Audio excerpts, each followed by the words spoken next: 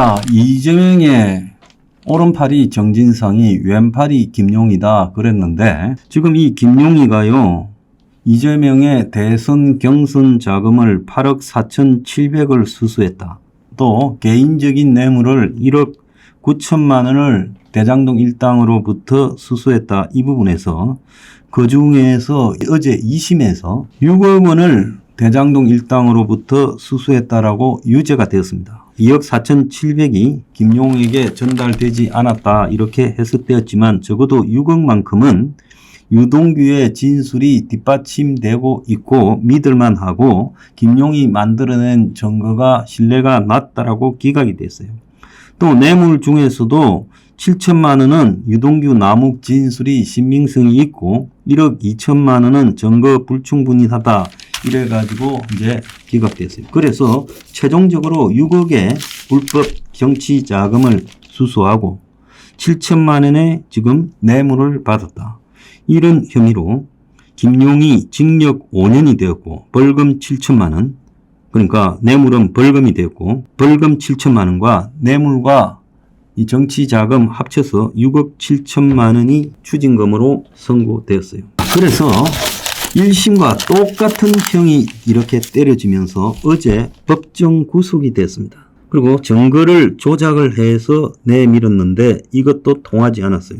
그러면서 유동규 남욱 등의 진술이 믿을만하고 유동규의 신빙성이 인정된다고 말을 했습니다. 유동규는 무죄가 나왔죠. 단순하게 전달만 했다. 남욱은 징역 8개월 나왔습니다.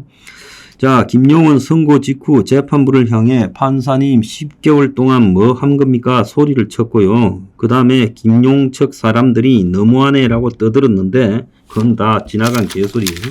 자, 어제 중요한 것은 성남시가 사업 결정의 주체다라고 그렇게 재판부가 말했고 사실상 시장이었던 이재명이가 결정권자라고 한 겁니다.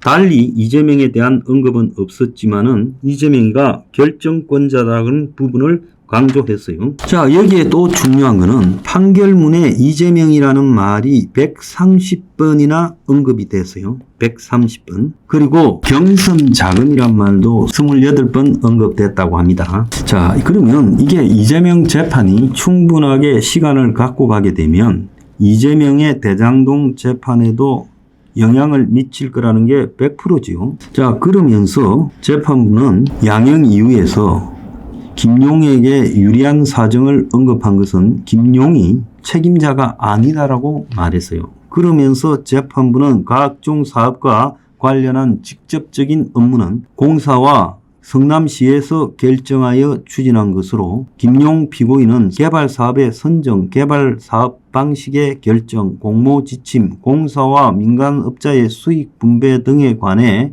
직접적인 권한을 가지고 개입하거나 결정할 수는 없는 위치였다라고 말을 했고요.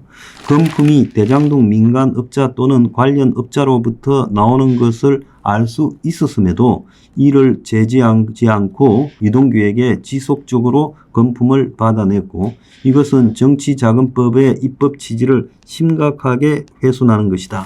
이렇게 말을 했습니다. 자, 이재명이가요 이제 이 대장동에서도 사실상 빠져나가기가 어렵다라고 봐야 됩니다. 자, 그런데 어제 기가 찬 일이 하나 있었어요. 황교안 전 총리가 윤통 탄핵 변론에 이렇게 나서겠다라고 했는데 그런데 이제 이 황교안 총리가 헌법재판소 이제 탄핵 심판 6차 변론 기일이 끝나고 이제 변호사니까 거기 갔다가 기자 앞에 섰어요.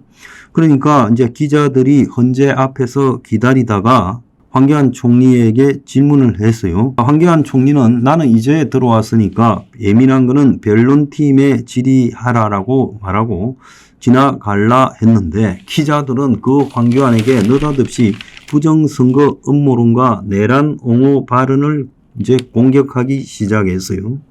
변호인으로 합류한 이유를 묻는 첫 질문에 대통령이 곧 나라라 주장했는데 그러면서 공수처는 수사권이 없다.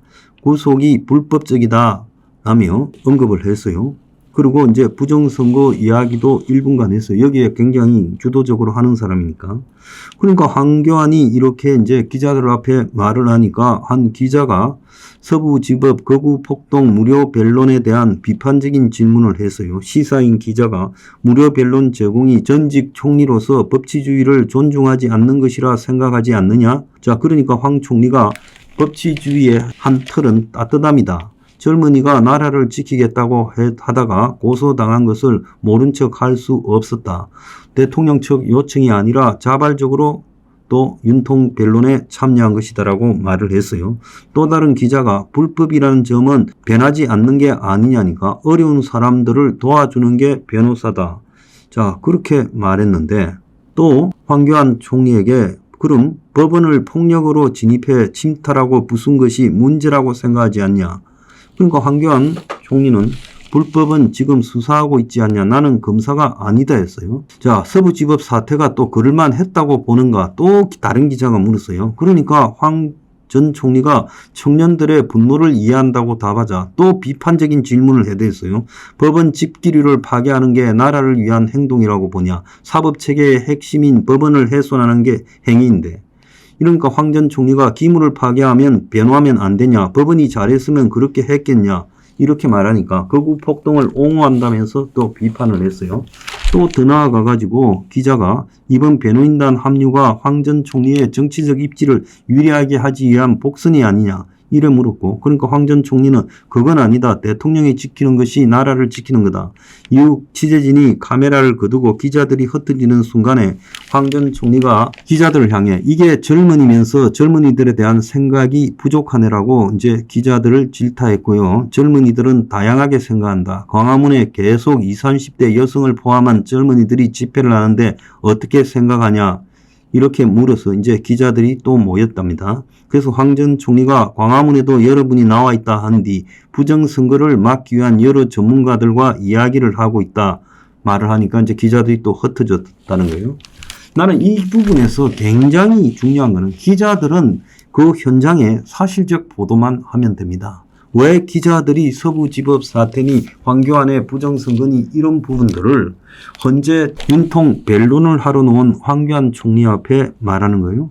기자들이 그리고요 지금 서부지법의 마포경찰서가 17일 날 이미 대규모 소요가 발생할 걸 알았는데도 방비를 못했다는 것이 보도되지 않았습니까? 그런 부분들은 왜 지적하지 않습니까?